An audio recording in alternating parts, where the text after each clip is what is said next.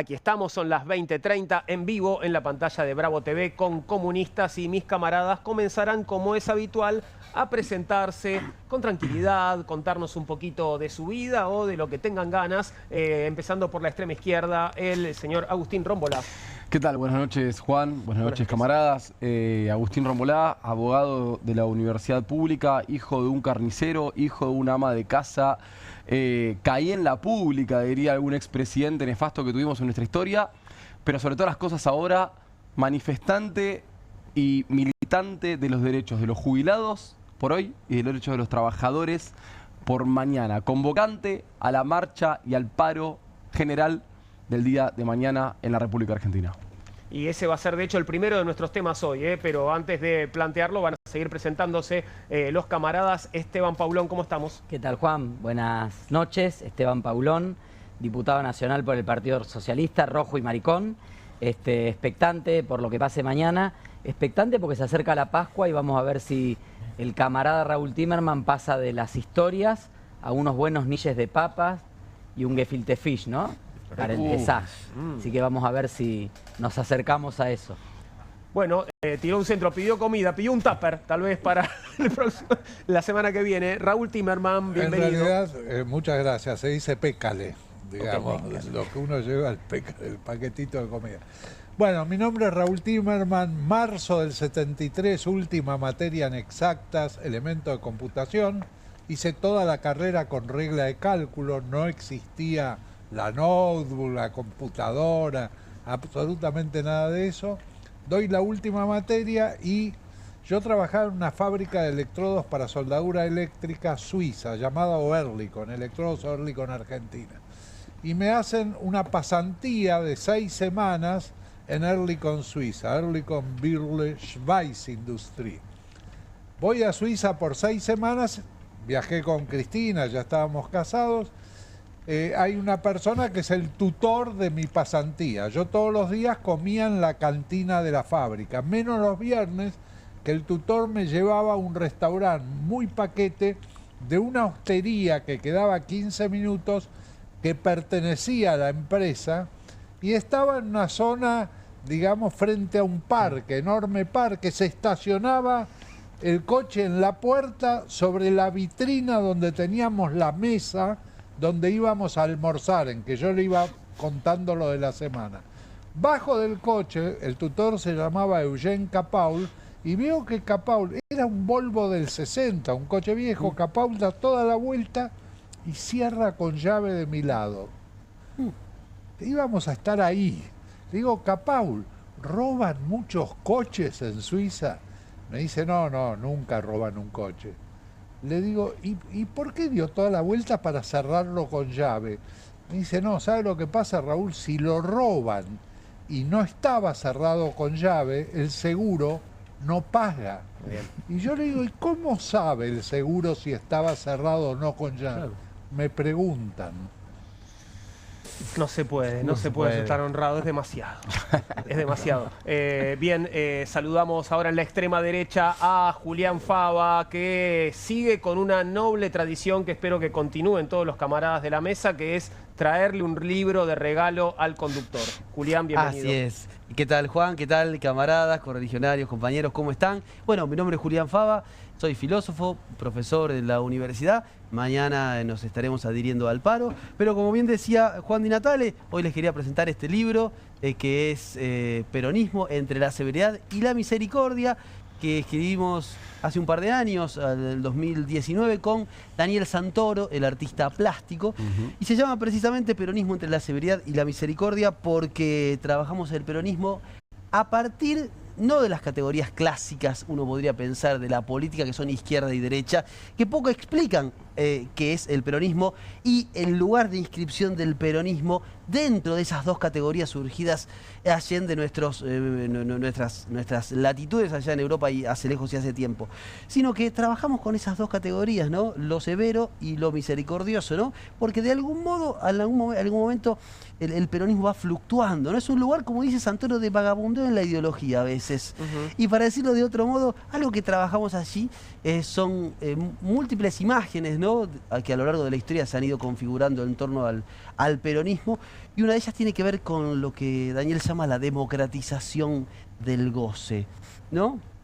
Y si ustedes me permiten, les puedo contar un poquito del libro. Hay en uno de los capítulos que trabajamos la simbología del agua, la simbología del riachuelo, ¿no?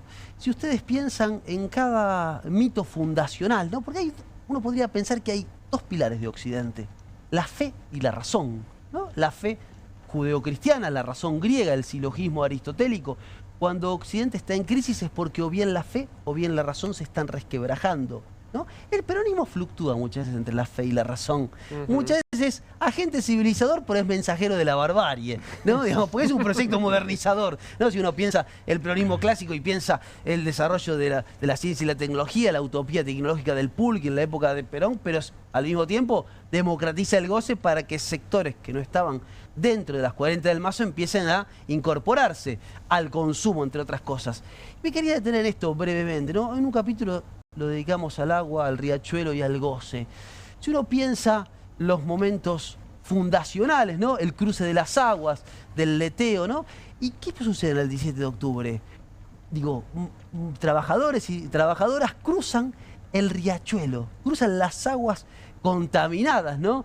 Y llegan al centro del poder, llegan a la Plaza de Mayo y allí colocan las patas en la fuente, ¿no?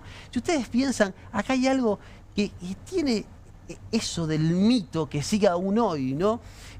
Sudando y contagiando, porque en cada relato, incluso en los relatos medievales, si uno piensa el castillo, el agua pura, al lado en la fuente, en el centro del castillo, y alrededor del castillo, ¿qué hay? ¿Qué había? El foso, con cocodrilos, alimañas, se levantaba el puente para proteger. Bueno, aquí sucedió algo en el que los negros, digo, los que no estaban dentro de las 40, llegaron y metieron las patas en la fuente, contaminaron el agua pura, cristalina, donde está el poder, ¿no? Desde ahí en adelante siempre el peronismo empezó a rimar, no para los que somos peronistas, pero incluso para muchos peronistas, con la suciedad, con los negros, con la corrupción. Digo, y Raúl lo decía la otra vez, el peronismo nunca habla de corrupción, ¿no? ¿Y por qué no habla de corrupción? Porque tiene casi como una mancha en el origen, como si fuera un pecado original que tuviera que redimir, ¿no? Vino con barro. Vino con barro, así es, vino con barro, y cierro. Y con barrio también. Y con barrio también. Y en la tapa del libro, que ahí la estamos viendo, ¿no? ¿Qué es eso? ¿De dónde está tomada esa imagen? Esa imagen son dos niños, un niño y una niña, en una casita de la ciudad infantil. ¿Qué era la ciudad infantil? No la República de los Niños. La ciudad infantil la había construido la Fundación Eva Perón en el barrio de Belgrano. Y allí iban los chicos y las chicas más pobres de la Argentina, pero los más pobres. Y allí era una ciudad construida en una escala 1 en 2. Las casas tenían pisos de roble de eslabonia, cortinas de gual suizo. Esos chicos están vestidos con ropa de Harrods y de Gatti Chávez. Los pibes más pobres, ¿eh? Reíte, esto no es un plan, reíte del plan. Plan son 4 millones de planes, ¿eh? Digo, los chicos allí aprendían a hacer trámites bancarios, ¿sí? Se convertían en pequeños burgueses, sí, digámoslo, ¿no?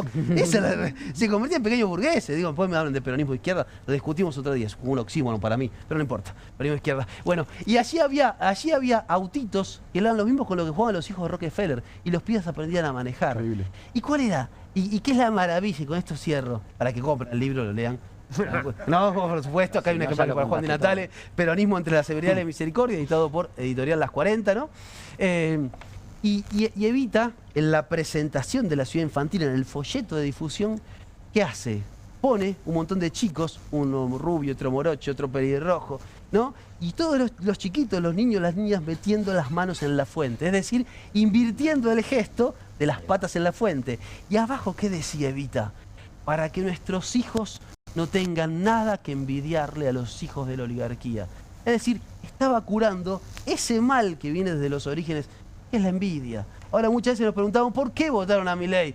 Por resentimiento, por envidia, etc. Evita sabía que había que curar la envidia, ¿no? Como algo que siempre se tramita en las sociedades sin explicitarlo, ¿no? Sin ponerlo. Bueno, Evita politizó la envidia.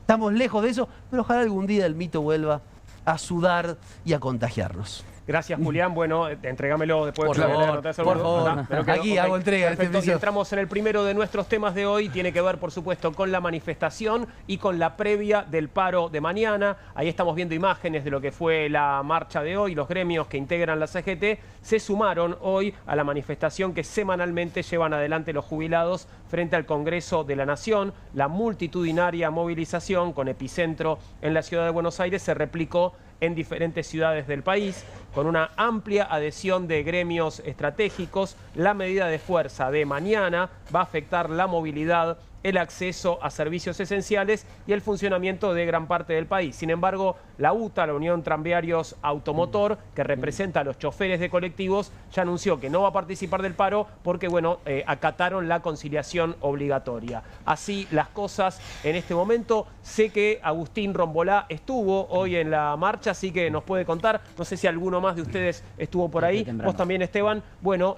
¿cómo la vieron? ¿Qué les pareció esta marcha comparada con otras que hemos tenido en los últimos tiempos? La verdad es que es bueno que se esté instaurando de a poco la cultura de nuevamente, ¿no? La cultura del reclamo popular.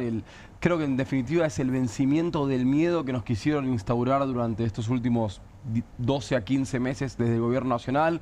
El protocolo, la criminalización de la protesta, la marginalización del reclamo popular concebido desde las calles y no necesariamente desde las instituciones.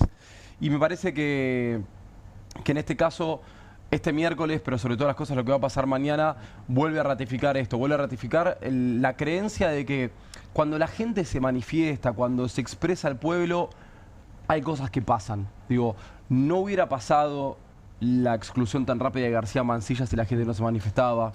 No hubiera pasado nada de lo que pasó con Libra si la gente no se manifestaba. No hubiera pasado la marcha atrás que hizo el gobierno de Javier Milei, por ejemplo, con respecto a su nefasto discurso en Davos, si no marchábamos ese febrero todos juntos de manera espontánea. Pero perdón, ¿qué marcha atrás hizo Milei? Porque él sigue bancando su discurso en Davos. Antes profundizaba, yo creo que en este momento lo que pasó con Milei fue, sobre todo en ese momento, le recuerdo algunos tweets, algunas publicaciones de no quise decir esas cosas que me hicieron Meditaron, decir. ¿cierto? Claro, meditaron de una manera maliciosa. Con Libra, la entrevista con Jonathan Viale. Digo, de a poco me parece que la gente está entendiendo que el reclamo popular también es una condición, hasta te diría, indispensable del hacer político y que, sobre todas las cosas, cuando los referentes y los representantes institucionales empiezan a fallar, ahí tiene que estar el pueblo para recordarles su deber original. Lo que estamos viendo es realmente mucha gente movilizándose hoy. ¿Vos cómo lo viste, Esteban? No, una expresión del descontento de los sectores trabajadores que por un lado ven en riesgo sus trabajos, porque ahí veíamos recién una bandera Esmata, acabamos de ver cómo Nissan cerró la fábrica y se fue para México, en mi provincia General Motors prácticamente con todo el personal suspendido y con muchas dificultades para retomar la actividad porque debieran hacer una inversión muy grande. Bueno, vemos que no es un debate solo de Argentina, pero los coletazos nos tocan por todos lados. Vemos también la expresión de trabajadores y trabajadoras que incluso estando asalariados y con ingresos registrados no llegan a fin de mes porque aumentaron los servicios, porque los alimentos se han disparado en el mes de marzo y en el mes de abril, porque el gobierno ha utilizado el índice de precios al consumidor, que está calculado a la baja sobre una canasta antigua, para pisar paritarias. No solo pisa los ingresos de los jubilados y jubiladas, sino que también cuando el gobierno da el 1,2, autoriza una paritaria del 1,2, 1,3% por mes, lo hace sobre la pauta de que supuestamente la inflación es del 2,4 y va hacia abajo. Y en marzo, vamos a ver el viernes, un número que se parece más a un 3, y a un 3 largo tal vez, que a un 1. No se parece, entonces. Va a ser un 3, va a ser un 3 largo, y hoy lo dijo la Ciudad de Buenos Aires, 3,2, el índice nacional puede estar un poquito por encima de eso.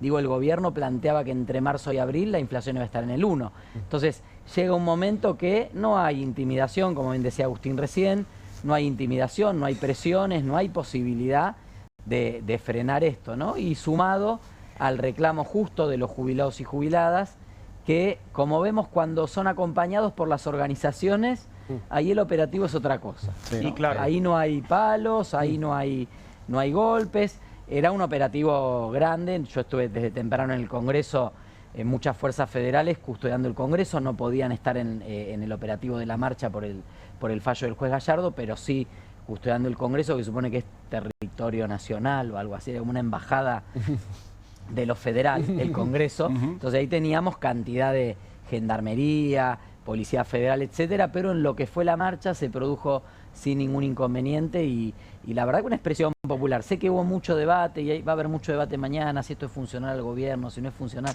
La verdad que ante la situación que están viendo los trabajadores y trabajadoras en Argentina, negarles el derecho al menos al pataleo.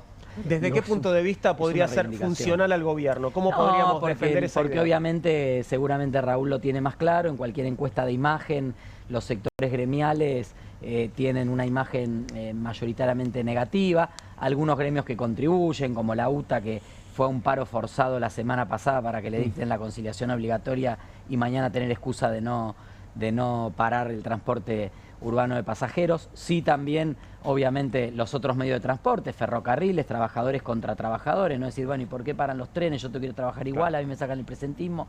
Esto es el debate de siempre. Ahora, la realidad es que creo que hay una acción en defensa propia, prácticamente, de los trabajadores y trabajadoras. Sí, yo tengo, digamos, menos certezas que ustedes respecto a la utilidad y... Tengo otro tipo de certezas. Primero, es clarísimo, los sindicatos es una asociación corporativa, los sindicatos tienen intereses propios, la dirigencia sindical tiene intereses propios, la dirigencia sindical es un factor de poder en la Argentina y no sale a la calle si no se asegura la seguridad. Entonces, si los sindicatos salen a la calle, la seguridad está asegurada, porque lo negocian previamente. Ahora vamos a las cosas de las que no estoy tan seguro, que es el modo de la protesta y el significado, tratar de investigar qué pasa ahí adentro. Primer pregunta que me hago, ¿qué porcentaje de los que se movilizaron hoy ustedes creen que votó a Milei? Muy bajo. Yo creo que muy bajo. Muy bajo. No así en las marchas universitarias cuando se hicieron, pero en esto muy bajo. Milei sacó 3 millones de votos más que Sergio Massa. La única manera de reemplazar a un gobierno es ganándole una elección. Esto sirve para ganar una elección. Para que sirva, tiene que tener el siguiente resultado. Tiene que ser un elemento que convenza a un votante de Milei que hizo mal en votar a Milei y que en realidad tiene que votar a la oposición de Milei. Yo creo que muchas veces, cuando se da pacíficamente, creo que es neutro, pero si se da con violencia, reafirma el voto a Milei. Claro. Bueno, no fue el caso de hoy. No fue el caso de hoy. Yo creo que esto es neutro desde el punto de vista.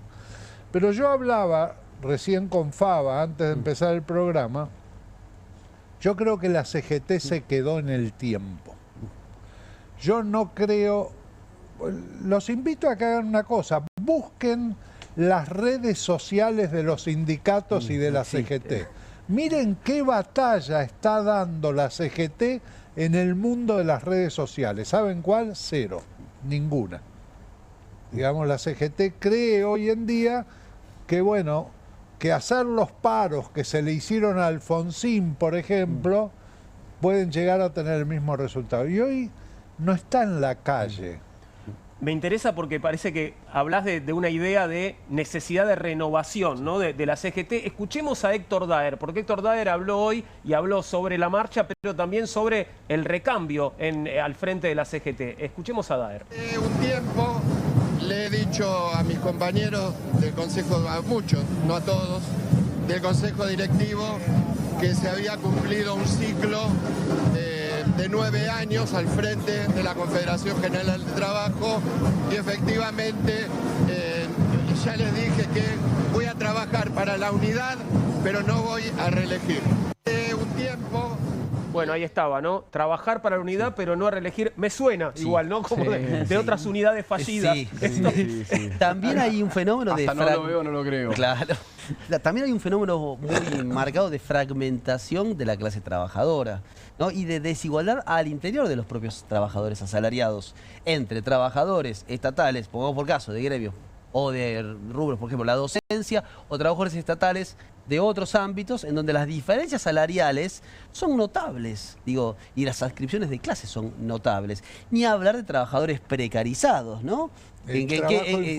O el trabajo informal, que no tiene representación, que no hace huelga, digo. Y eso también ha generado, al menos creo yo, obviamente los votantes de Milei o en cierto espectro de esos votantes, la idea de casta. Casta también incluso como en una guerra de pobres contra pobres, como aquel trabajador que tiene los derechos básicos, tradicionales, vacaciones, aguinaldo, etcétera, etcétera. Sí, de todos modos yo quiero poner un matiz con lo que decía Raúl. Es cierto que comparto plenamente que digamos, hoy ves una red social de un gremio y pone el flyer del comunicado de 500 párrafos que no lee nadie porque no hay manera en el celular de abrirlo. La letra está muy chiquita. Estamos peor que acá. Pero la verdad es que creo que también ha sido bastante cauta la CGT con el gobierno de Milei. Sí. En relación a lo que uno percibe que es la situación que están atravesando muchos trabajadores y trabajadoras, sobre todo el ámbito público, que es donde más ha golpeado la motosierra. Creo que en este contexto donde el gobierno viene desde el mediados de enero, que fue Davos, en adelante, esto es una más de distintas expresiones, algunas con más legitimidad, pero posiblemente la del 1 de febrero, después del discurso de Davos, que fue una marcha de sectores amplios de la sociedad democrática, donde había mucha gente que había votado a Milei, pero que sintió una agresión inexplicable, inentendible e inadmisible. Y después, bueno, también los gestos de la política, ¿no? Ayer hablábamos de un Congreso que se empieza a animar con algunas cuestiones. Ayer realmente el gobierno no tenía absolutamente nada de control en lo que fue el debate del Parlamento. Sus socios habituales trabajando a reglamento, como me dijo una periodista analista política, se estaban trabajando a reglamento. Se adelantaron no hicieron nada en contra, pero no hicieron nada a favor tampoco para evitar lo que pasó. El gobierno muy desorientado. Sectores de la oposición más moderados que han acompañado en algunos temas al gobierno, dando el quórum y dando los debates. Entonces, esto se inscribe, me parece, en una consolidación de un momento complejo que tiene el gobierno, que no quiere decir que es un momento terminal, ni que va a tener impacto en las elecciones. Digo, es un momento, una foto que nos muestra un proceso de 3 meses de desgaste del gobierno, que habrá que ver si logra encontrar la forma del gobierno de salir de esta situación, ¿no? Sí, sí, es verdad lo que decís. Aparte, el gobierno indudablemente entró en una situación de tembladeral, digamos, las cosas ya no le salen tan bien como le salían al principio. Respecto a lo cauto de la CGT con este gobierno, yo te diría la CGT fue tremendamente cauta mientras negociaba con el gobierno las condiciones de las leyes, lo que le tocaba a los sindicatos, etcétera. Tampoco se puede ser ingenuo en ese tipo de relaciones. A mí hay una palabra, dos palabras, digamos, una expresión de uno de los tantos tweets de Axel Kicillof que me llamó la atención y dije, este es un acierto. Cuando dijo, hay que construir un escudo democrático que permita reemplazar a este gobierno. Cuando habla de un escudo democrático, está hablando de una amplitud grande realmente, porque vos tenés sectores democráticos de la vida argentina con los que no coincidís en un montón de cosas, pero reconocés que son democráticos y que estarían dispuestos a consolidar una democracia, y con ellos habría que trabajar. ¿Cuáles serían, por ejemplo, Raúl? Bueno, yo te diría, el radicalismo es un sector democrático, el socialismo es un sector democrático, la democracia cristiana, el partido intransigente, el peronismo, en una gran proporción del peronismo. Hay una cantidad de sectores democráticos que avalarían gobernadores. Hay nuevos gobernadores como Puyaro, Yarlora, Rolo Figueroa, Nacho Torres, que estarían que en se la vincula lo que construcción. decís con otra frase, Raúl, de Kicillof, que tenemos que entonar o crear nuevas canciones. Digo, también, ¿no? Digo, también renovar, en el sentido de con nuevas canciones, es lo que está diciendo Raúl, me parece, ¿no?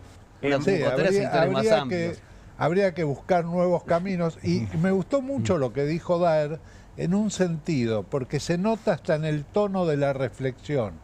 hizo una toma de conciencia, se dio cuenta que su ciclo está Ya agotado. está. Ahora, la imagen de los líderes sindicales, que entiendo no es una imagen demasiado positiva, ¿no? Para la sociedad, ¿afecta de algún modo el reclamo de este paro? No creo. En ese sentido no estoy seguro. Yo creo que este tipo de reclamos... vos te referís al paro, no a lo Al de paro. hoy. No, yo te voy a decir una cosa. Los miembros de un gremio, los trabajadores miembros de un gremio, se sienten representados y defendidos por su dirigencia sindical. Son los otros los que ven... Claro, los que la pero miran de afuera. nunca vas a escuchar un camionero hablar mal de Moyano. Nunca, absolutamente nunca. Digamos, siente que los representa, los defiende. Lo que pasa es que también en contraste con la sociedad en general, estamos en una sociedad que ha ido perdiendo trabajo asalariado representado Totalmente. sindicalmente. Totalmente. Y en parte en ese malestar también se basa la elección de Milei, ¿no? Esta idea de, bueno, yo tuve que ir a la economía uberizada, digo, de la aplicación o del trabajo no registrado, del que factura, del contrato de locación, etcétera, etcétera, etcétera. Bueno, eso te va generando, el pluriempleo te va generando una discusión compleja. Incluso ahora la salida es una salida cuentapropista, individual. Fíjate toda la resistencia a la sindicalización que tienen los chicos del delivery. Claro. Ninguno quiere estar sindicalizado. Ahora, volviendo a las palabras de Daer y a lo que vos decías con respecto a este estilo antiguo de los líderes sindicales, ¿hay una renovación posible? No sé, ¿hay líderes sindicales de 20 años menos que Daer? Sí, los hay. Que sean Sí, los tuiteros? hay. Los hay, Juan, yo los conozco y militan y Sí. están, pero no es un tema etario. Claro. Yo coincido con lo que decía Raúl, en algún punto la creatividad a la hora de manifestarse va a tener que manifestarse, la redundancia, digo, en algún momento va a haber que entender que solamente la marcha en la calle para ir a dormir tranquilo sabiendo que hiciste algo no va a alcanzar. ¿Y qué otra Porque cosa? lamentablemente Tiren ideas. pero ¿Qué ha otra pasado, cosa se este puede hacer? gobierno lo ha puesto en tela de juicio. Ha puesto en tela de juicio esta cuestión de para mí no son 30.000. Bueno, te vamos a marchar. Bueno, márchame. Claro. ¿Y entonces qué? Y entonces nada, porque después nuestros representantes también nos Claro, clavan en el pero Congreso. pero Entonces, creo que ese es un gran problema que afronta no solamente el sector sindical, sino todos los sectores de la sociedad que están con algún reparo, algún reclamo contra este gobierno. Necesitamos algo más que lo clásico. ¿Y por qué? Y Julio, ya te dejo, perdón. ¿Por qué creo que estamos algo más que lo clásico? Porque lamentablemente creo que todo el sistema que apoyaba esas estructuras clásicas, que era el Estado en definitiva, termina fallando. Sí. El Estado termina fallando justamente en el empleo, o la posibilidad de adquirir empleo, porque termina fallando en la generación de riquezas, termina fallando en los tres grandes sectores que uno le adjudica a lo público, que es la educación, la salud y la seguridad. La gente, digamos, hubo una privatización indirecta de la educación. El que tiene una guita manda a sus pibes a la escuela privada, el que tiene una guita paga una prepaga, y el que tiene un poco más de guita se va a un country o está en un edificio con un tótem o con una seguridad. Entonces, esos tres grandes servicios están privatizados, por ende, como pierde sentido el Estado, pierde sentido también esos reclamos que se le hacía a ese Estado. Hoy estamos ante otra cara del Estado. Y creo que, porque no es que no hay Estado, es otra cara del Estado, es otra cara de organización de la sociedad. Como hay otra cara, creo que hay que plantearle otra contracara a ese modelo. ¿Y cuál podría ser? ¿Qué, se te ocurre alguna idea de contracara posible? Digo, una forma de manifestar, en todo caso. Perdón, antes de eso, protesta. Juan, que vos pusiste una pregunta que se vincula con lo que está diciendo Agustín, que no es casual que la última dictadura cívico-militar haya atacado, en particular a los trabajadores organizados, a la organización sindical, porque el sindicato es mucho más que una organización de la vida, claro, de la vida en sociedad que pelea por el salario, por la renta. Pelea por el salario, pero pelea por mucho más. Lógico. Hubo una época en la que los sindicatos organizaron, y algunos sindicatos lo siguen haciendo. Pienso en el sindicato de la bancaria, pienso en algunos sindicatos docentes, pienso en muchos sindicatos. Organizan la vida, organizan el consumo, organizan desde las tareas de cuidado, desde una guardería que no es menor, hasta el lugar en donde vos te vas de vacaciones, o cuando te casás, o cuando tenés un hijo, en la digo, son cosas que no son menores, de dar un sentido de pertenencia a ese trabajador, a esa trabajadora y a su familia, a quienes los antecedieron y a quienes los precedieron. En ese sentido, atacar el sindicalismo organizado es algo que estuvo en la base de este modelo que hoy tenemos, de fragmentación de la sociedad, de atomización de la sociedad, pero de profunda concentración de la riqueza en muy pocas manos, digamos. Desprestigiados con más o menos razón, más allá de los líderes sindicales, hubo un trabajo. Esa no es una batalla cultural, es una batalla por el sentido. Cuando nosotros pensamos la eficacia o no de un paro, y coincido con lo que dice Raúl y con lo que dice Agustín, también muchas veces esto se reduce a, le aumentamos a los trabajadores o damos paritarias del 5% y eso va a la inflación. Como que nos han metido eso en la cabeza y no podemos salir de ahí. Digamos, han cooptado y han capturado la discusión pública y muchas veces nuestras mentes, creo. Yo no sé, creo que lo de Milei es disruptivo, es muy repentino, hace poco que está, hay que analizarlos. No sé bien cuál es la receta, hay que pensarla obviamente.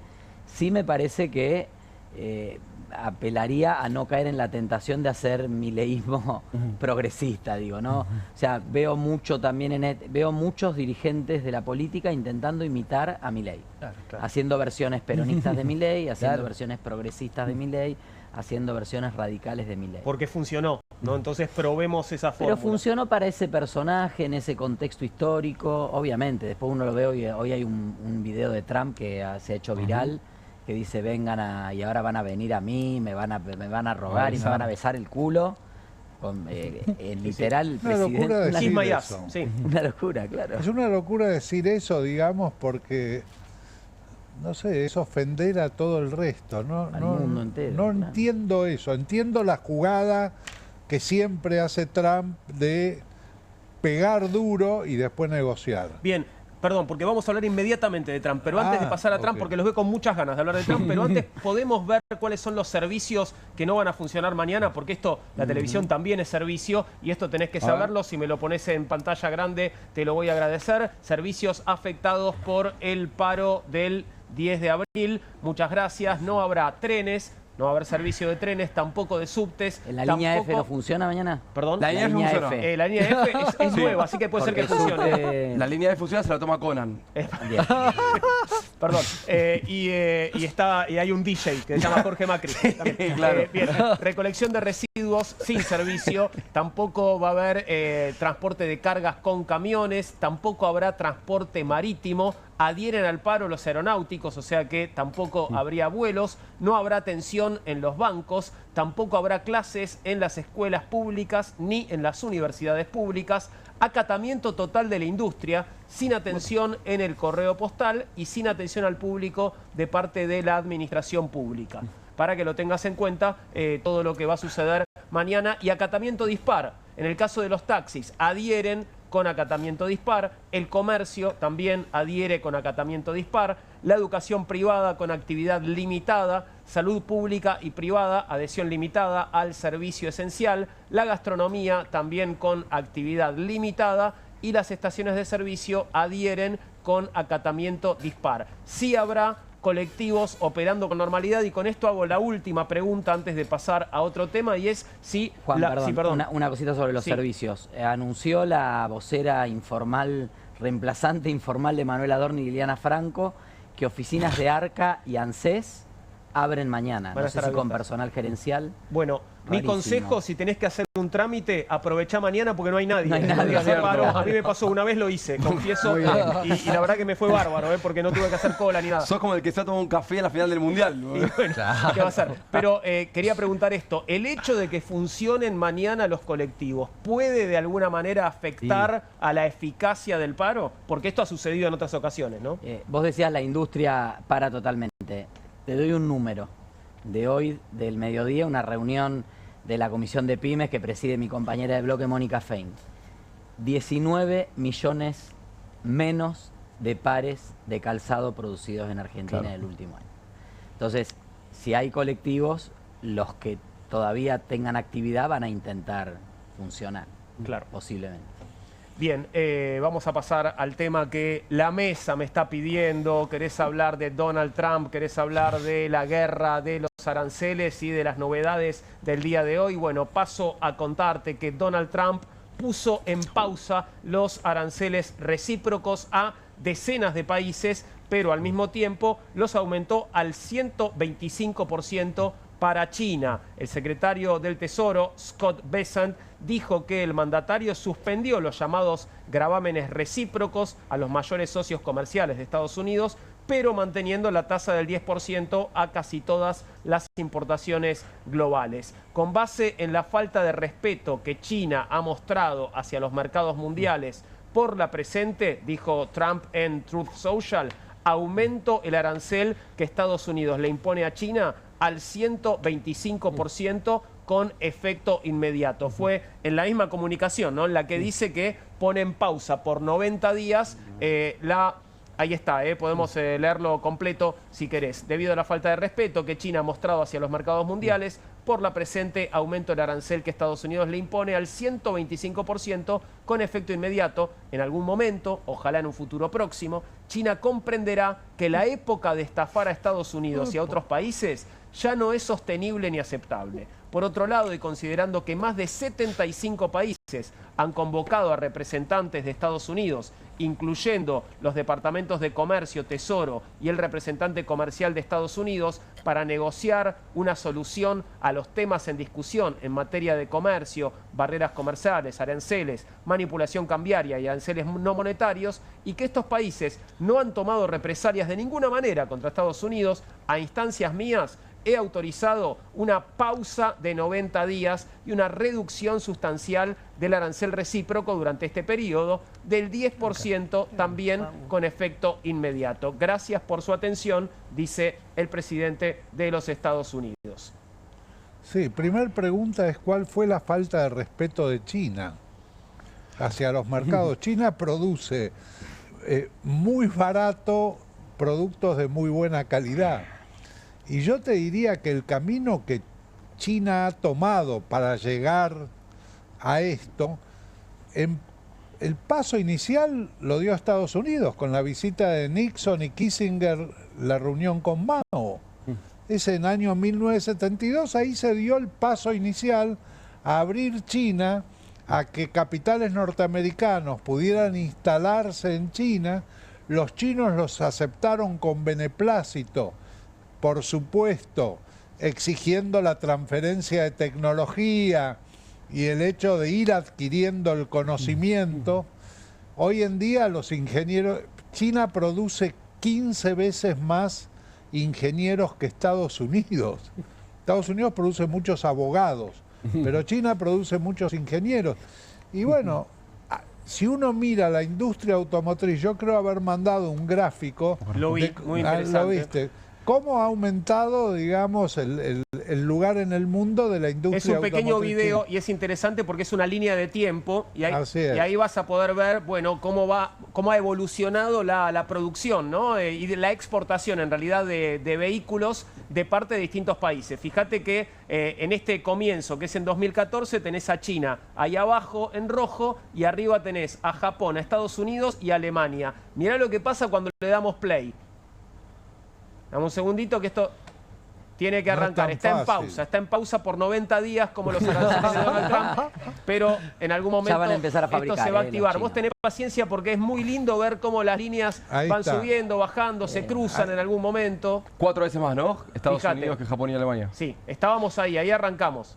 Va cayendo un poquito Estados Unidos, empieza a subir China, va cayendo Alemania, Japón se mantiene bastante, pero ahora ¿qué pasó? Mirá la pandemia. Pumba.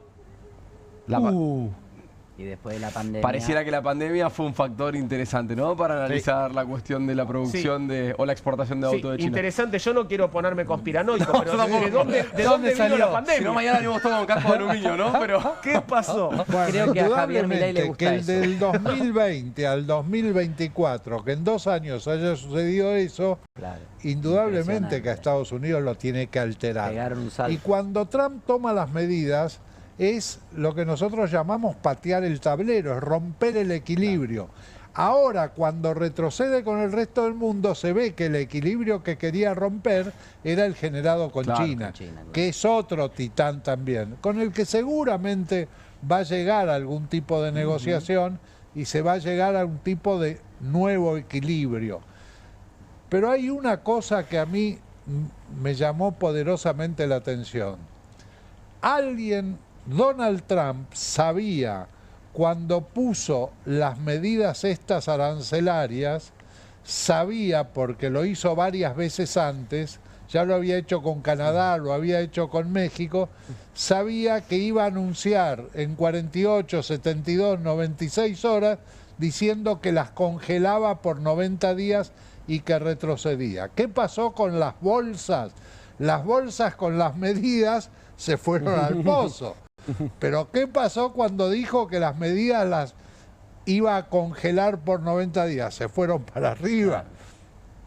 Alguien ganó mucha plata. Claro, vos decís que se lo contó a los amigos en Mar-a-Lago, ¿esto o no? Alguien en Mar-a-Lago no, porque eso. si no el nuestro hubiera enganchado algún dato y no enganchó que nada. no se encontraron. Estaba ocupado bailando, sí. Sumando a lo que dice Raúl, hoy se conoció que 48 horas antes del anuncio de las medidas de los aranceles, 3 aviones de carga repletos de iPhones salieron de China para Estados Unidos.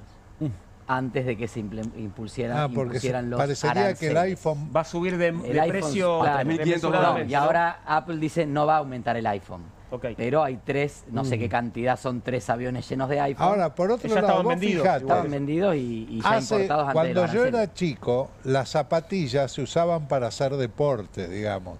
Uno usaba zapatos. Ahora las zapatillas, incluso yo ahora tengo puestas zapatillas. Digamos, las zapatillas se usan para todos los días. Las zapatillas que se venden en Estados Unidos a 120, 125 dólares, el costo de fábrica en China de las grandes marcas son 10 dólares. Entonces, para poder producir a 10 dólares, también tiene que haber, digamos, un socialismo de explotación de la mano de obra. Claro, un salario. Es imposible entender el... Yo estuve en China en diciembre, estuve 20 días, 25 días, nos invitó el Partido Comunista Chino para la Pre-CELAC, la cumbre de la Pre-CELAC, y la capacidad de confección, de fabricación, de explotación de trabajadores, primero que es inentendible sin el sistema político al que están acostumbrados, al que están sometidos, dirán algunos. Partido único. Sí, claro. Es una coalición de partidos igual, es interesante. Coalición hay de partido 8 único. partidos, pero es una coalición con un partido único, en donde la capacidad de producción es imposible de igualar. La verdad es que es imposible de igualar. Yo creo que lo que pasa entre Trump y China y Xi Jinping en este contexto es simplemente, en mi opinión, uno de los últimos estertores de un Estados Unidos que eventualmente va a terminar perdiendo la batalla económica con China.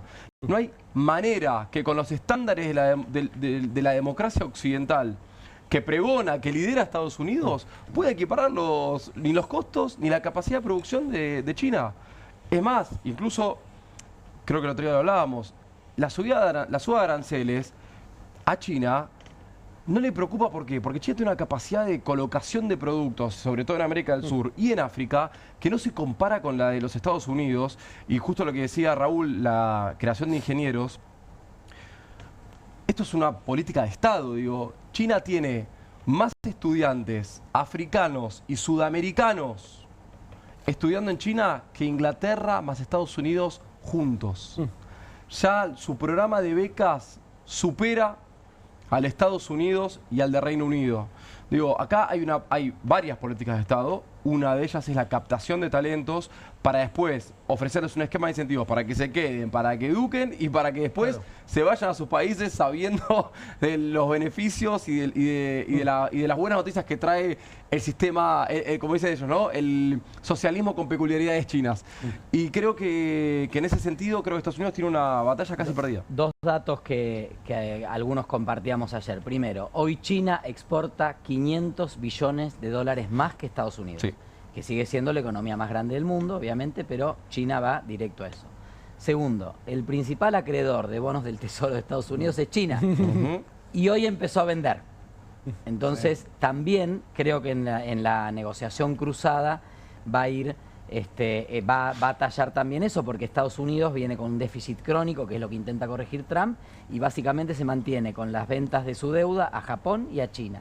Y un tercer tema, que lo hablamos también ayer, que Raúl no estaba, básicamente la calidad de vida y los salarios de los trabajadores y trabajadoras de Estados Unidos y Europa se construyó y se consolidó sobre las espaldas de la explotación y los bajos salarios de los trabajadores y trabajadoras de China y de su Ahora, perdón, hago una pregunta que me genera un poco de miedo. Si la guerra económica, como dice Agustín, la va a ganar China, ¿no puede llegar a reformularse la democracia occidental y adaptarse en todo caso y ponerse todo un poquito peor y un poco más parecido a China? Dice José Gabriel Tocatlián que estamos en una sociedad post-occidental. Sí, yo les mencioné que el domingo hubo un artículo de Ricardo Auer en Infobae. El título era "El modelo chino arribó a Washington". Así que algo de eso puede haber. Sí. Pero otra cosa que me llamó la atención, vieron que en toda esta situación se habló de la Comunidad Europea, se habló de Donald Trump, se habló de China, se habló del 10% para Argentina. No apareció en ningún momento ni Rusia ni Putin. Total. Es llamativo. Cero arancel. Claro. Es llamativo. Sin dudas. Es poderosamente Yo quiero agregar llamativo. con respecto a tu pregunta, Juan. Yo creo que sí, pero... Y me acordé de un dato mientras Esteban hablaba. China consumió en los últimos 5 años más cemento que Estados Unidos en los últimos 25. Digo, hay una epidemia infraestructural en lo que es la construcción de la China, sobre todo de la China de la costa, ¿no? De esa China que empieza, que tiene esos trabajadores. La China más urbana. Claro, la China industrial sería, que tiene esos trabajadores que igual se empieza a ver también, y por eso digo sí, pero, en casi un círculo vicioso / virtuoso, que es que el trabajador chino también empieza a percibir los signos de prosperidad del Estado que empiezan a caer en ellos. Entonces, de repente el trabajador chino también llega a un auto. Yo me subí a esos autos, los marca Beijing, que van a empezar a caer acá. Los primeros aranceles de Trump que fueron a favor de Musk, ¿no? Los autos con inteligencia artificial híbridos chinos, que valen $12.000, $15.000 y tienen absolutamente todas las funcionalidades y más que las de un Tesla, y encima son más estéticos, que adquieren los trabajadores chinos, que empiezan a construir también una cultura. Acá por ahí Julio va a ser mucho más sustancioso que yo para describirlo, ¿no? Pero empiezan a adquirir una cultura compartida, no solamente de familia, de movilidad social ascendente, de que mi pibe también deje de ser un pibe que fabrica una parte de un auto para que vaya a la universidad, para que pueda comprar otro auto, para que su nieto también empiece a adquirir esa cultura de la movilidad social ascendente, de la prosperidad que se empieza a ver, que no solamente se ve en el Estado, sino que se ve en el pueblo, en la sociedad. Y que creo que eso da el pero que te digo, ¿no? Sí, puede ser que China gane la batalla comercial. La famosa batalla cultural, yo todavía creo que hasta incluso puede ser, de vuelta, como fue el estado de bienestar, que fue esto entre la Unión Soviética trayendo algunas características que necesitaba el neoliberalismo salvaje de Estados Unidos post Segunda Guerra Mundial o pre Segunda Guerra Mundial. Creo que acá se puede llegar también a una síntesis entre la producción, la movilidad social ascendente y un Estado necesario e inteligente para planificar todo eso. También interactúa la sociedad china con el resto del mundo. O sea, no solo se globalizan y se localizan globalmente los eslabones de la cadena productiva. También hay referencias culturales, en eso sigue siendo Estados Unidos muy fuerte a través de las industrias culturales. Digo, hay una, no digo una aspiración a ser una sociedad occidental, sino que seguramente vendrá otra sociedad diferente, pero los chinos tampoco son tan sonsos. O sea, ven que en otros lugares del mundo hay derechos laborales, en otros lugares del mundo hay posibilidad de vacaciones, viajar, derechos sexuales, reproductivos, digo, empiezan a aparecer. No, mi duda es si no se invertirán en todo caso las cosas y terminemos nosotros teniendo menos derechos de todos los que menos derechos seguro, vamos en por ese camino vamos, ¿no? Por ese camino vamos. No sé pero si ahora cuando hablamos vos hablabas del cemento en infraestructura, yo pensaba, qué chiquitos que nos quedamos. Totalmente. Qué chiquitos que nos quedamos. Ahora, Trump se monta sobre el viejo sueño americano y apela al viejo mito del Estados Unidos que producía autos, del laburante que se iba de vacaciones. Sí. Esa época del baby boom. Es como que apela a ese mito y como lo último que le queda del mito y está agarrado ahí. Pero y tiene sus corifeos. En parte lo logró en el primer gobierno porque todo lo que es el cinturón de acero de Detroit, toda la zona del noroeste del noreste, perdón, de Estados Unidos, como que se reactivó. Pero vos viste la línea, ¿no? Sí. ¿Quieren verlo un poquito a Trump con esta frase, el famoso Kiss My Ass de hoy? Tenemos parte del discurso de Trump. Vamos a verlo. Why you decided to put a 90-day pause? Well, I thought that people were jumping a little bit out of line. They were getting yippy, you know. They were getting a little bit yippy, a little bit afraid, unlike these champions, because we have a big job to do. No other president would have done what I did. No other president. I know the presidents, they wouldn't have done it. And it had to be done. What was happening to us on trade, not only with, you know, if you look at it, not only with China, but China was by far the biggest abuser in history, and others also, but somebody had to do it. They had to stop because it was not sustainable. Last year, China made $1 trillion off trade with the United States. That's not right. Why are you? Bueno, no era el discurso que creía, me quedé sin el Kiss My Ass, perdón, pero... Pero es interesante. Es interesante lo que dice Trump y es interesante la posición de alguien tenía que hacerlo, otros no se animaban, yo me animé. Define un poco la personalidad de Trump y define, te das cuenta por qué ganó la elección. Claro. La convicción que tenía que le hizo ganar la elección. Y con Milei no fue algo muy diferente, porque Milei tuvo una convicción durante la campaña que ningún otro tuvo respecto al futuro. Todos hablaban, se defendían de Milei. Y hoy en día la oposición sigue sin hablar de futuro, sigue sin convicciones, había un estilo de placa Crónica TV hoy que decía algo así como que, digamos, uno no puede tener demasiado interés en la interna del peronismo cuando la jubilación mínima es de 280.000 pesos. Lógico. Hay algo que la política está yendo por un lugar y la sociedad por otro. Y si eso sigue sucediendo, Milei va a seguir siendo presidente. Ahora, esto que hace Trump, ¿te parece que es, de alguna manera, prestar atención a la agenda de la gente en Estados Unidos? ¿O sí, seguro. Digamos, ¿cuál es la finalidad de Trump? Es recuperar el poder industrial de Estados Unidos y que haya trabajo para los obreros industriales en Estados Unidos, lo que hizo con la industria automovilística cuando él fue presidente. Totalmente. Él cree que esto, bueno, Make America Great Again. Sí. Él cree realmente en eso, no es una posición. Y ojo, no estoy seguro que el establishment norteamericano esté de acuerdo con Trump. No estuvo de acuerdo con Kennedy el establishment norteamericano, no quiero ir más lejos, pero no estoy seguro que esté de acuerdo con Trump.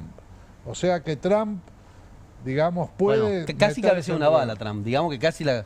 Bueno, la rozó. Ojo, ahí, casi. Sí, podía haber sido mala puntería, pero también podía haber sido buena puntería. Claro, por eso digo. Es decir, una advertencia. No, y también, digamos, independientemente de que logre o no su objetivo, es real que muestra capacidad de decisión y un proyecto de futuro, ¿no? Totalmente. Y poco apego a las instituciones también, Bueno, ¿no? creo que nosotros valoramos la importancia de las instituciones porque quizá estamos más en un circuito de la política, de cómo funciona el Estado.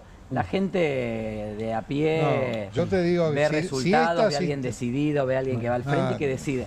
Nosotros también, Raúl, no le bajemos el precio tampoco a el estilo de conducción y de gobierno de Alberto Fernández, que era muy contrastante. Porque decías, bueno, Alberto prácticamente era la sensación de que no tomaba ninguna decisión, no pudo ni aumentar la tarifa de electricidad. ¿Cómo decís no le bajemos el precio?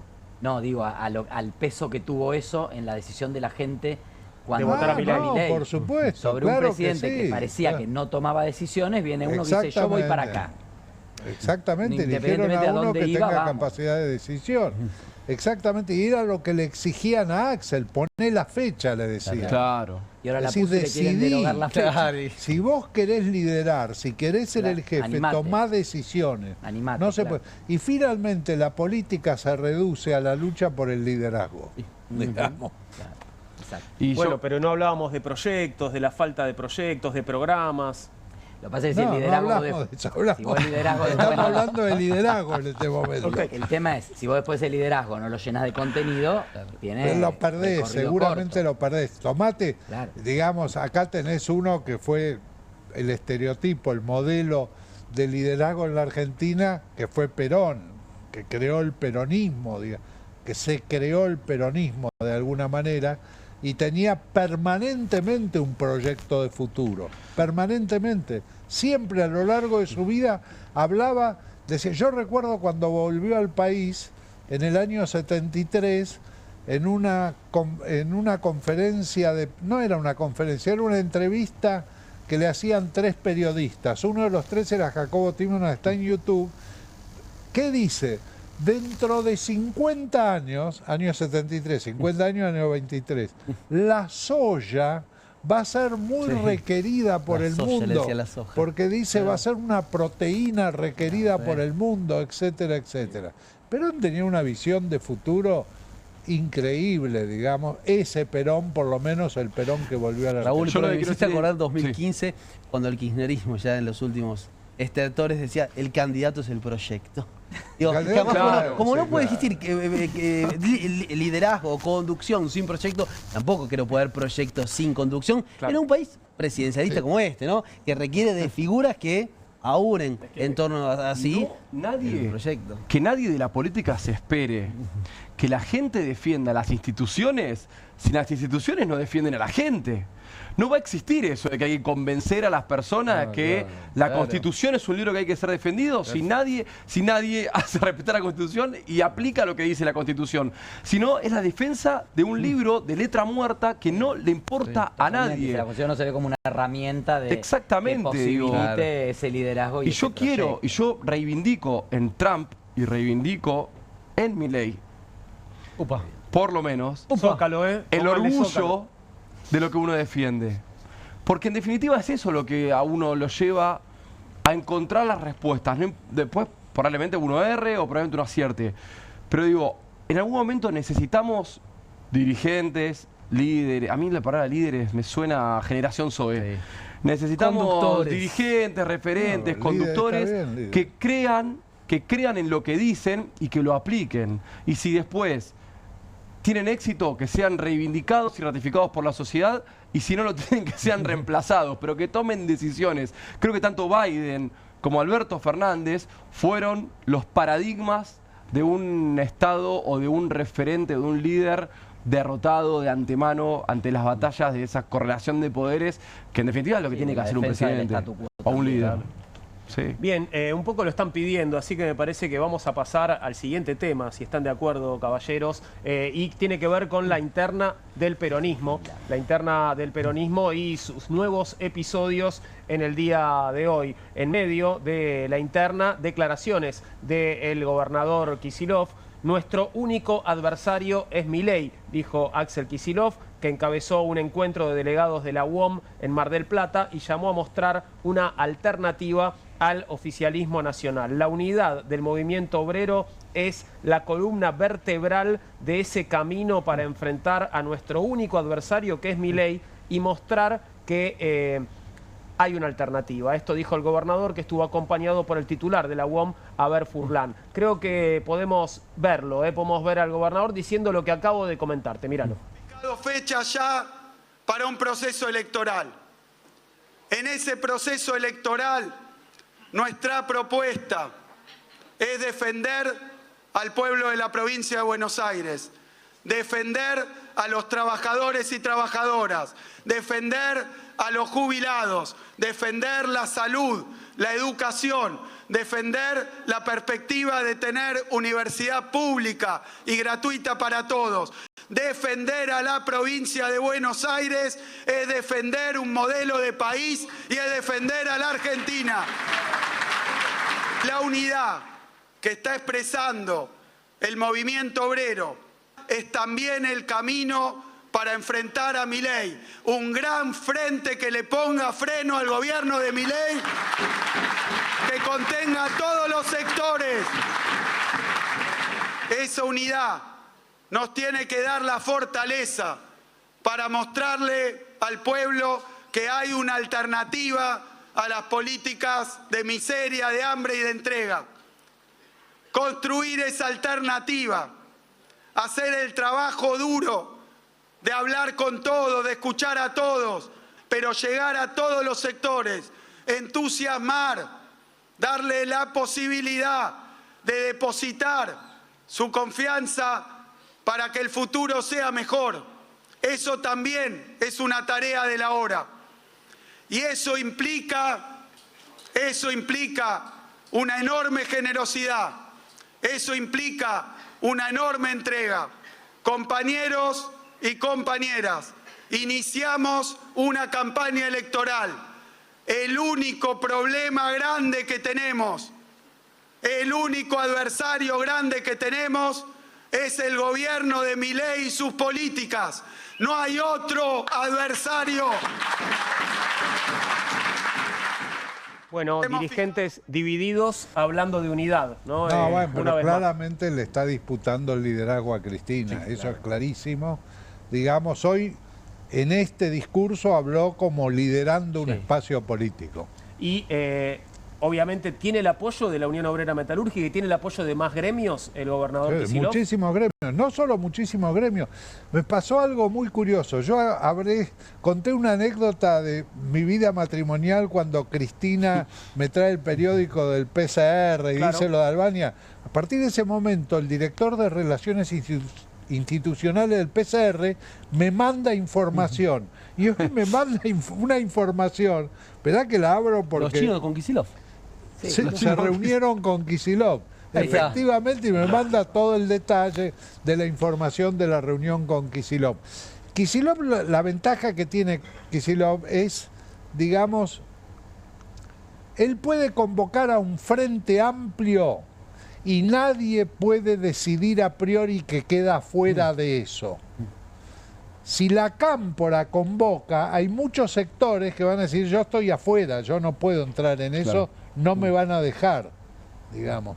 Esa es la gran ventaja que tiene Axel en este momento y yo creo que la está utilizando y está avanzando bien, sin confrontar en la palabra, pero mostrando la decisión y el coraje que hay que tener para hacer una alternativa al liderazgo de Cristina. No es fácil Y eso. por otro lado, gobierna quizás en la provincia más, no sé si desigual, pero con múltiples realidades al interior del casi el 40% de la población de la Argentina, y es la Pampa húmeda, pero es el conurbano profundo, son las ciudades grandes industriales como fue Bahía Blanco, como Mar del Plata, digamos, una realidad de una provincia tan disímil y tan difícil de gobernar, complejísima, ¿no? Digo, complejísima, que desde luego se le pueden criticar muchísimas cuestiones. Ahora bien, en los actores de la interna del peronismo, es el único que está con una gestión llevando adelante con el asedio de Milei y con el recorte que le llevan. Dame siempre a este Axel y no al que leyó un discurso durante 40 minutos para decir que la elección era el 7 de septiembre, porque el simulador le daba... Bueno, un momento incómodo, difícil, ¿no? Un Axel larretista, un Axel de Horacio Rodríguez Larreta, ¿viste? Militante de la nada, que candidato a primer ministro de un país nórdico, y prefiero mucho más a alguien, como dijo Raúl, que quiere o que tiene la voluntad de ser el líder político de un cambio generacional y también de un cambio en la forma del hacer político a la hora de gestionar. Prefiero toda la vida este discurso que el que vimos el otro día. ¿Y puede reunir la adhesión de gobernadores también detrás de su candidatura? Ya la tiene. Sí, claro. Ya la tiene, está hablando con muchos gobernadores, digamos. Lo que pasa es que se da los tiempos para hacer públicas determinadas cosas, pero indudablemente todo esto que nosotros tenemos ansiedad porque se empiece a visualizar va a ocurrir después de las elecciones de medio término, no va a ocurrir antes. Y dependerá del resultado. No, independientemente del resultado, va a haber una convocatoria a la conformación de un frente amplio, federal, democrático, para reemplazar a este gobierno. Va a haber esa convocatoria. Me pregunto cómo anda la unidad en la tercera sección electoral. La tercera, pero la verdad alguien dijo... Porque también hoy salieron dirigentes de la Cámpora importantes planteando que le van a intentar voltear el decreto de Claro, ¿qué tan firme está la elección del 7 de septiembre? Entiendo lo que ¿no? dice Raúl, que Axel convoca desde otro lugar, ¿no? Pero todavía con ese escollo... Efectivamente, pero vos sabés que yo estaba pensando...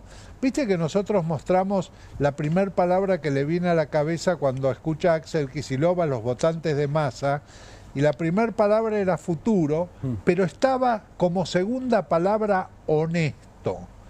Yo creo que para un sector del kirchnerismo no se banca el hecho de que la sociedad argentina solamente visualice a Axel como honesto en ese sector y no al resto. Claro.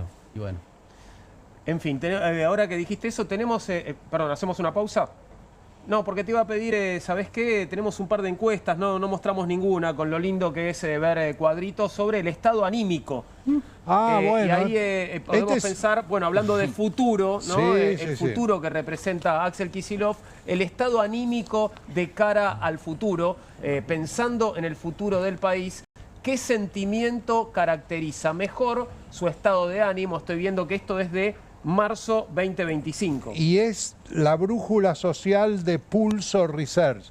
Es una consultora que viene trabajando hace muchísimos años, ha trabajado muchísimo con Horacio Rodríguez Larreta en la ciudad, tiene muchísima experiencia y me interesó mucho esto porque hacen el estado anímico de cara al futuro y si ustedes ven la línea superior, que es esperanza, fíjense los 3 últimos meses.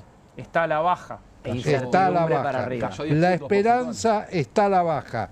Y no se alcanza a ver ahí claramente, pero lo que sube es la tristeza, la angustia, la bronca, el enojo, la incertidumbre. Ahora, si pasamos al siguiente, en que se agruparon en estados positivos y estados negativos, lo que vemos acá sí que es claro. Los verdes, que son los positivos, en enero estaban en 47,40 y ahora están en 37,60. Y los negativos, que son los rojos, en enero estaban en 31,20 y ahora en 41,90. Subieron 10 puntos. O sea, el deterioro del gobierno de Milei en la opinión pública es mayor que el que la política percibe. Y en particular porque la política de la oposición está tan interesada en la observación de sí misma que le cuesta ver cuál es la percepción de la opinión pública. Así las cosas, el estado de ánimo de los argentinos en este momento. Vamos a hacer ahora sí una pequeña pausa y enseguida continuamos con Comunistas en la pantalla de Bravo TV.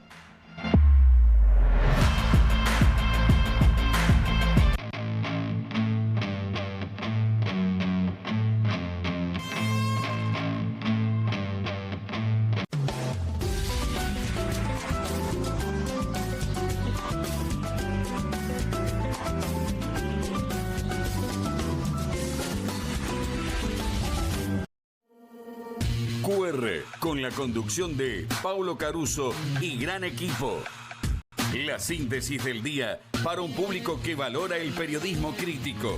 QR, de lunes a viernes a las 22 por Bravo TV. Qué bien me caen los que viven como si nadie los estuviese mirando. La que no se queda en el fueguito. ¿Ves como si nadie te estuviese mirando?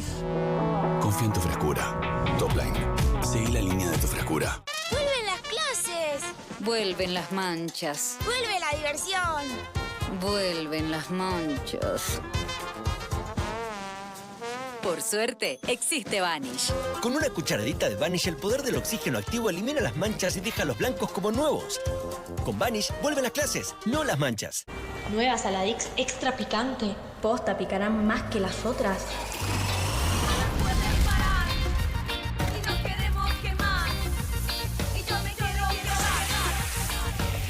Porque tus ganas de picante son imposibles de apagar.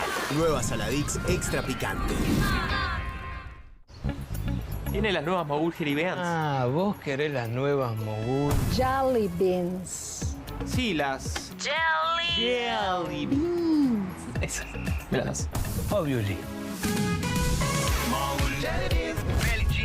Nuevas Mogul Jelly Beans. Pedilas como quieras, pero probalas.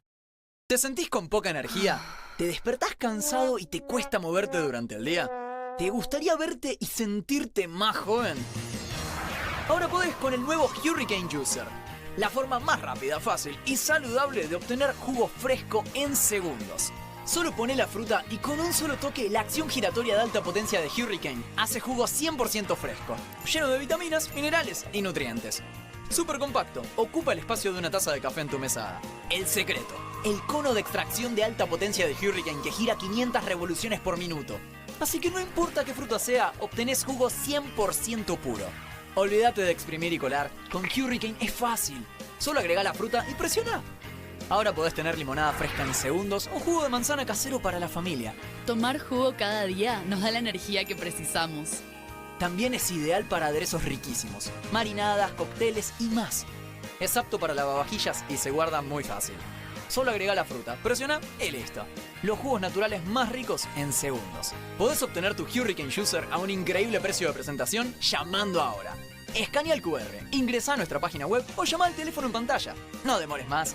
Con el nuevo Hurricane Juicer, la forma más rápida, fácil y saludable de obtener jugo fresco en segundos. Descubrí los productos más novedosos y exclusivos en tvcompras.com.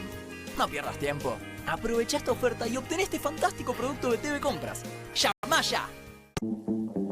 Llega la noche más picante de la televisión. Si atacan al periodismo, Perfil se pone bravo. Bravo TV. Periodismo, información y polémicas.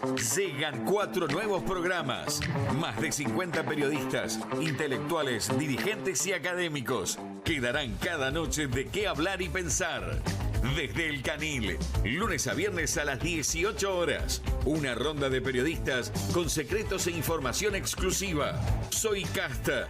De lunes a viernes a las 19 horas. Un programa diferente de mujeres, plural y picante. Conducido por Carmela Bárbaro. Comunistas. De lunes a viernes a las 20:30 horas. Una mesa de intelectuales analiza la realidad del país en profundidad. QR, de lunes a viernes a las 22 horas, con la conducción de Paulo Caruso y gran equipo. La síntesis del día para un público que valora el periodismo crítico. Bravo TV, lejos del poder, cerca de la gente. Editorial Planeta presenta Fontevecchia vs. Milei, el nuevo libro de Jorge Fontevecchia. Bitácora del surgimiento de un presidente extremo. Un análisis imprescindible para entender un gobierno impredecible. Fontevecchia vs. Milei. Disponible en ebook y librerías.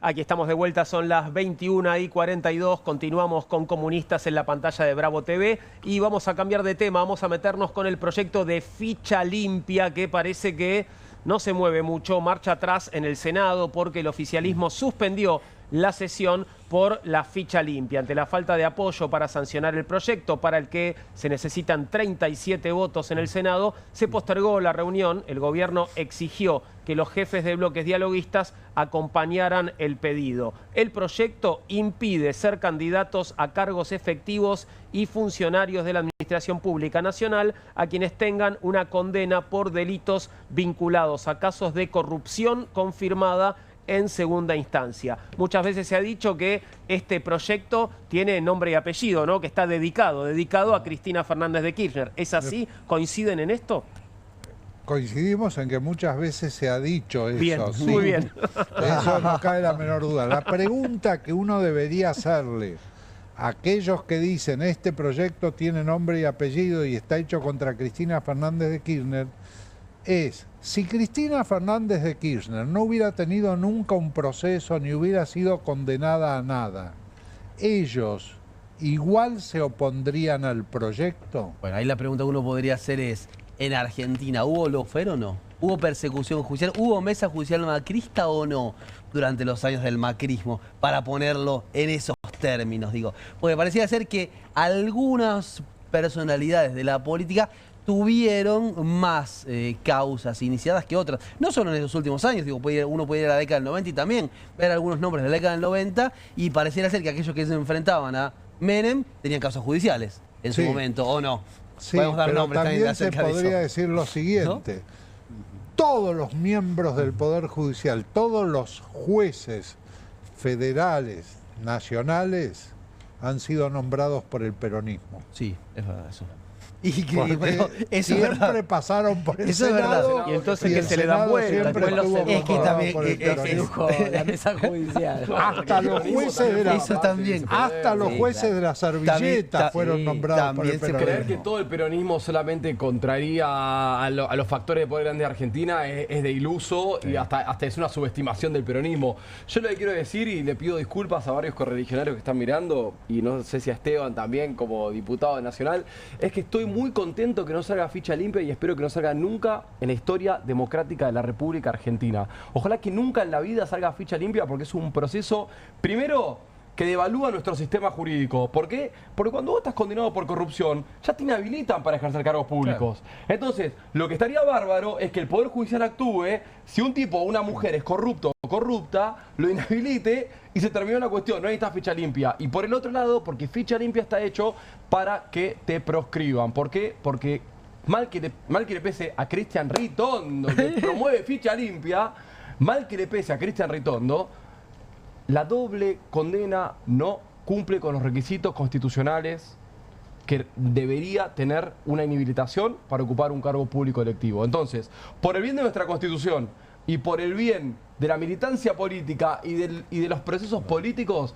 ojalá que ficha limpia no salga nunca más y que todas las señoras y señores de algunos barrios acaudalados de la República Argentina sigan peleando por la nada misma, cuando en realidad la verdadera pelea es para que esos mismos jueces a los que hicimos referencia ahora en este programa sancionen y condenen a aquellos que deben ser sancionados y condenados y que nunca más vuelvan a ocupar un cargo público por el verdadero poder que debe hacer eso, que es el Poder Judicial. Yo quisiera decir que nosotros en Santa Fe tenemos ficha limpia y la verdad que no hubo ninguna candidatura inhabilitada en esta elección donde, por ejemplo, en Rosario hay 46 candidaturas a concejales. Te digo, hay cientos de candidatos en toda la provincia. Es un requisito electoral. Como es un requisito electoral necesita 37 votos, no la mitad más uno de los presentes, sino la mayoría absoluta. Por eso también ahí se complica llegar a ese número, siendo que hay un bloque de 34 que no lo va a votar. Pero creo que independientemente de la ficha limpia, que es una herramienta, un requisito electoral que existe en muchos países, digo, poner el foco en el Poder Judicial. Yo creo que tenemos un gran problema con el Poder Judicial, donde claramente estas dudas sobre todo sobre el fuero federal, ¿no? Digo, en las provincias hay otros procedimientos, nosotros mismos durante nuestro gobierno hicimos una reforma muy importante de la justicia y reitero, no ha habido ninguna inhabilitación a participar en las candidaturas, nadie tiene, no que todos los políticos sean honestos, sino que evidentemente los que se han presentado no tienen esas causas, pero sí me parece que en algún momento tenemos que darnos la discusión de esto que decía Raúl también. Nosotros estamos atravesando en este momento un tema que tiene poca pantalla y poca cobertura en la Ciudad de Buenos Aires, pero que la verdad que es muy grave. Un juez federal en la Ciudad de Rosario, el juez Bailaque, que estoy en proceso en el Consejo de la Magistratura, que aprovecho para pedirle al presidente del Consejo de la Magistratura, Horacio Rosati, coprovinciano, abra el Consejo de la Magistratura, tendrá que haberlo abierto desde el mes de febrero. Ese juez tiene un proceso en el Consejo de la Magistratura y acaba de ser señalado por un arrepentido que era delegado director de ARCA, AFIP en su momento, en Rosario, nombrado por el macrismo, sobreviviente del albertismo, para que nos demos una idea, que en su carácter de arrepentido prendió el ventilador y lo mandó a la parrilla. Bueno, y hay muchos elementos para que ese juez sea suspendido y no siga siendo juez. Ahora ese juez había ganado un cargo en Santa Cruz. Y luego, misteriosamente, la procuración en la época de Alejandra Gils Carbó lo mandó a Rosario, donde tomó las causas de narcotráfico y mientras parte del kirchnerismo nos acusaba de narcosocialistas, ¿se acuerdan ustedes en el Congreso? Este juez estaba tapando causas de narcotráfico y obviamente también encubrió los créditos de Vicentín, digo, hubo toda una serie de cuestiones. Entonces me parece que hay una necesidad de discusión y de regeneración en términos de la justicia si queremos volver a recuperar algún tipo de credibilidad. Después, esto va a ser una anécdota, ficha limpia, si efectivamente regeneramos la justicia. Bueno, veamos qué piensa la gente. Ya sabemos qué piensa la mesa. ¿Qué tenemos de lo que piensa la gente, Raúl? Ahora vamos a eso, pero quiero agregar que hay varias provincias que están en proceso de incorporar la ficha limpia a nivel provincial. Esto nuevamente es un trabajo de Pulso Research que es sobre ficha limpia, acuerdo en desacuerdo, muy de acuerdo, en desacuerdo, muy en desacuerdo. La cuestión es que esto es a nivel nacional, 55% está de acuerdo con el proyecto de ficha limpia y 23,4% está en desacuerdo. Aquí lo que llama la atención es la cantidad de gente, 21% que no sabe, no contesta. O sea, que no se entiende bien qué es. Claro. Y gente que cree no tener los elementos necesarios para decir si está a favor o está en contra. Pero es interesante ver en la placa que sigue, porque analiza desde el punto de vista de favor o en contra en función de cómo votaron en las generales y cómo votaron en el balotaje. Y voy a tomar un solo dato. Están en desacuerdo con ficha limpia los votantes de Sergio Massa en la general, solo el 55%, o sea, aproximadamente la mitad de los votantes de Sergio Massa están en desacuerdo. Y en el caso del balotaje, el 51,7% de los votantes de Sergio Massa están en desacuerdo. O sea, mientras que los votantes de Milei están el 85% de acuerdo, hay 1 de cada 4 votantes de Massa que también está de acuerdo. O sea, que los votantes de Massa no es el kirchnerismo exclusivamente, digamos, es un amplio espectro, algunos de los cuales no quería que Milei sea presidente. Claro. Estamos llegando ya al final de nuestra entrega de hoy de Comunistas y voy a invitar a mis camaradas a que se tomen 30 segundos en esta ocasión cada uno para despedirse, empezando por el señor Agustín. Simplemente encontrarlos y encontrarlas a todos y a todas mañana en la calle, porque cada marcha, cada reclamo, cada vez que nos encontramos, no solamente marcamos un sentido de oposición y de cultura colectiva compartida contra este gobierno, sino que también lo que mostramos y lo que marcamos es una vocación de un futuro, de una Argentina distinta. Argentina merece muchísimo más de lo que nos dan estos gobernantes y mañana es una nueva prueba para mostrárselo a este gobierno. Esteban.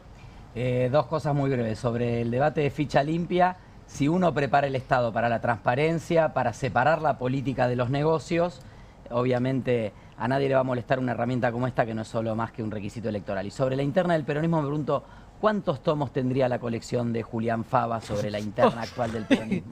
Ahora llegamos a eso, Raúl. Bueno, yo voy a hacer un recordatorio, algo de lo que hablé acá en el corte, que fue cuando Carmela Bárbaro habló de tiro del final en el pase, me acordé de Juancito Duarte. ¿Ustedes saben cuáles fueron las últimas palabras de Juancito Duarte antes de suicidarse? Me da miedo. No tiren, hijos de puta. En fin. Dios mío, perdón. Julián Fava, muchas gracias. Le agradezco una vez más a Julián Fava. Aquí tengo su libro, que por supuesto voy a leer con mucha atención. Peronismo entre la severidad y la misericordia. Daniel Santoro y Julián Fava, editorial Las 40. Muchas gracias, Julián. Por favor. Muchas gracias, Juan, compañeros, camaradas. Bueno, simplemente agradecerles a ustedes y también, ¿no?, celebrar este encuentro de cada noche aquí en Bravo TV a propósito de la política, a propósito de la discusión política. Y dentro de esas discusiones políticas, alguna vez, creo que dijo el general Perón, que los peronistas cuando se estaban peleando, más que pelear, se estaban reproduciendo. Bueno, yo hoy tengo mis dudas si eso sucede. Y también tengo mis dudas, pero esto lo dejamos para otro día, respecto de si existe el peronismo. Dice un amigo, Eric Calcaño, que no sabe si existe el peronismo, pero que peronistas hay. Así que esperemos que sí existe el peronismo. Como con la brujería, ¿no? En fin, tenemos que despedirnos. Es que es casi brujería. Y sí, claro. Bueno, faltan las escobas. Gracias, camaradas. Que tengan una buena noche. Ya llega QR a la pantalla de Bravo TV.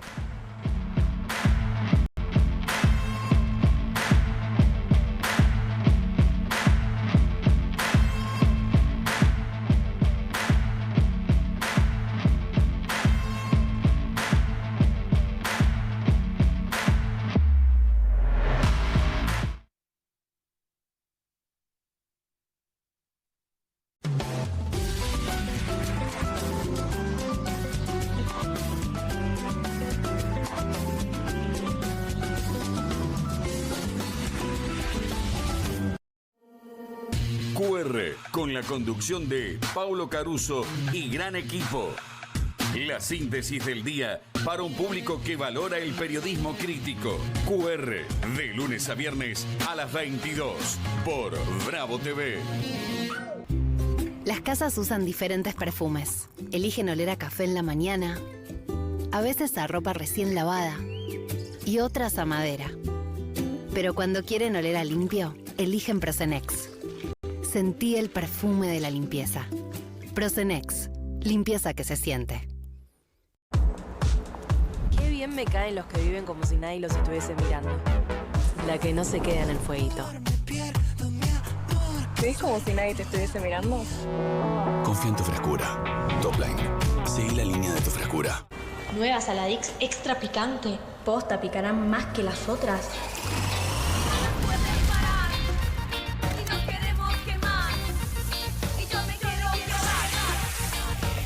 Porque tus ganas de picante son imposibles de apagar. Nueva Saladix extra picante.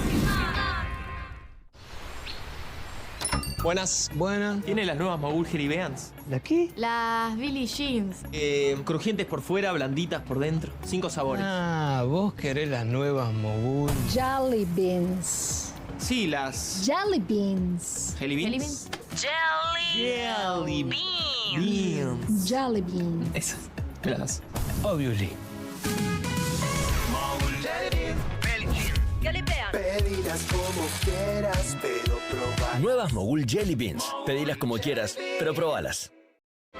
Llegaron las nuevas galletitas Kofler. Rellenas con el sabor único de Bonobón y el más delicioso chocolate Kofler. Tentate con lo último en galletitas. ¿Te sentís con poca energía? ¿Te despertás cansado y te cuesta moverte durante el día?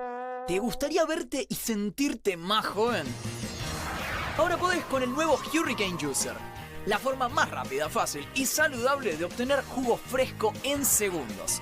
Solo poné la fruta y con un solo toque la acción giratoria de alta potencia de Hurricane hace jugo 100% fresco, lleno de vitaminas, minerales y nutrientes. Súper compacto, ocupa el espacio de una taza de café en tu mesada. El secreto, el cono de extracción de alta potencia de Hurricane que gira 500 revoluciones por minuto. Así que no importa qué fruta sea, obtenés jugo 100% puro. Olvídate de exprimir y colar, con Hurricane es fácil. Solo agrega la fruta y presiona. Ahora podés tener limonada fresca en segundos o jugo de manzana casero para la familia. Tomar jugo cada día nos da la energía que precisamos. También es ideal para aderezos riquísimos, marinadas, cócteles y más. Es apto para lavavajillas y se guarda muy fácil. Solo agrega la fruta, presiona y listo.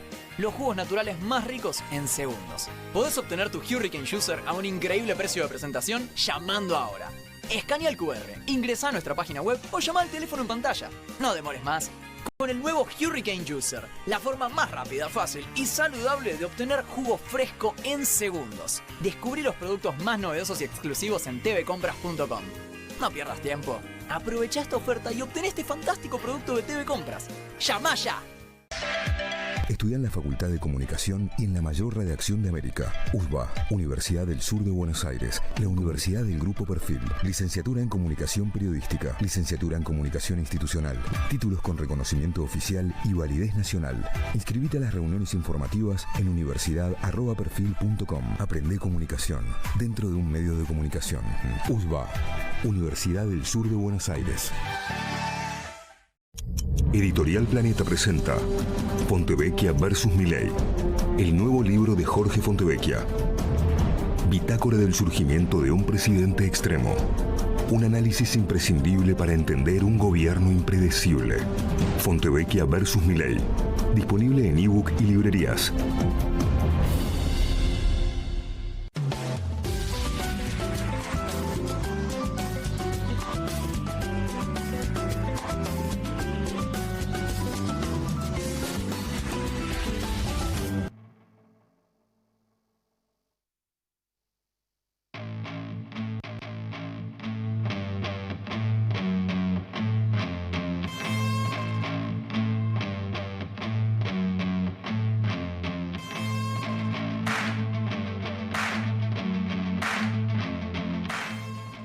Un minuto falta para las 10 de la noche. Mirá, nunca había visto el uniforme que tengo detrás, lo bien que queda ahí ese señor. Y voy a saludar a otro señor ahora a continuación con voz en la pantalla de Bravo TV. Pablo Caruso al frente de QR. ¿Cómo estás, Pablo? ¿Cómo te va, Juan? Mucha atención está prestando, ¿eh? Sí, se quedó pensando, te diría. Me estaba mirando en el monitor y lo descubrí ahí al señor que, bueno, no se lo ve igual con muy expresivo, ¿viste? Pero está firme. Quiero mandarle saludos a amigos que ven Comunistas y que me cuentan a mí, me dicen a mí, che, qué bien que está Comunistas.